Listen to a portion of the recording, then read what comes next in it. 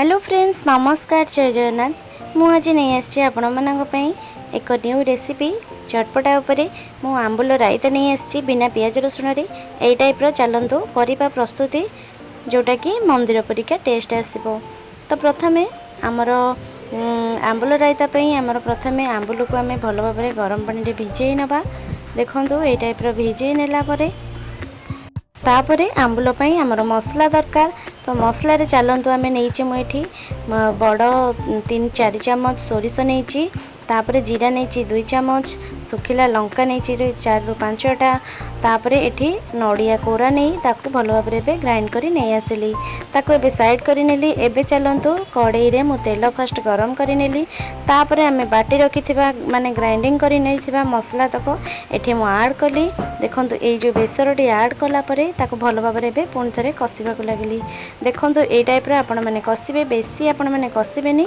2-3 minute कसे परे एबे आमे एपटे दही फ्रेश दही नैची मु 5 चम्मच खंडे ताकू भलो भाबरे एमती फेंटी नेली। फेंटी लाला परे ताकू साइड करी नेली। एबे देखंतु हमरो कसाटी हे जाईची। तादरे आमे भिजेई रखिथिबा आंबुल तक ए स्टेज रे ऐड करिबा। देखंतु ऐड कला परे ताकू वर्तमान एबे ताकू भलो भाबरे घांटी नेली। देखंतु ए टाइप रो घांटी नेला परे 2-3 मिनिट पुणी थरे फुटिला परे आमे से स्टेज रे कोन करिबा, ए स्टेज रे आमे अल्प हळदी दे दबा। देखंतु मो माने आधा चम्मच हळदी देइची। हळदी देला परे ताकू पुणी थरे पूरा घांटी नेली। देखंतु ए टाइप रो आपण माने फेंटी नेबे। फेंटिला परे 2-3 मिनिट पुणी थरे फुटिला परे आपण तादरे जेतिकी आवश्यक अनुसार आपण गुड़टी ऐड करेंगे। कहार बेसी खटा मिठा बेसी दरकार से अनुसार आपण मैंने गुड़टी ऐड करके ताकू एबे भलो भाबरे मेल्ट करबा छाड़ी नेबे। वर्तमान गुड़टी आमर भलो भाबरे पूरा माने मेल्ट आसलानी, फुटी आसलानी। ए स्टेज रे मु दहीटी ऐड कली। देखंतु दहीटी ऐड कला बेले आपण माने गैस को सब बेले लो करिवे, नहले दहीटी छिंडी जाई पारे।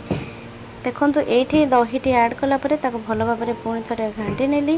तापरे मु रखिथिबा किछि नडिया कोरा, नडिया ए स्टेज रे मु ऐड कली। देखंतु नडिया कोराटी ऐड कला परे आपण माने देखि कि जानि आंबुल रायताटी केते सुंदर हेची। एबे चलंतु तादिरे आमे तड़का लगेइबा।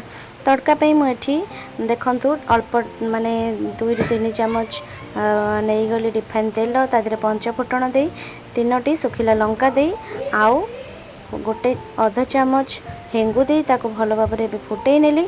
ताकू तड़का दे 1 मिनिट पई घोड़ई नेली।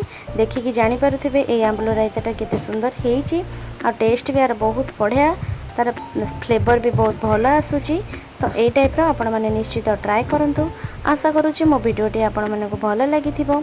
आ प्लीज जदि मो रेसिपी भलो लागुची तो लाइक शेयर कमेंट करंतु। आउ एपर्यंत जो माने मो चैनल को सब्सक्राइब करि नांती तो प्लीज सब्सक्राइब करि नियंतु। पुणी थरे नहीं आसीबी ए टाइप रो न्यू रेसिपी आपण मानक पई। से पर्यंत रहिली। नमस्कार, जय जगन्नाथ।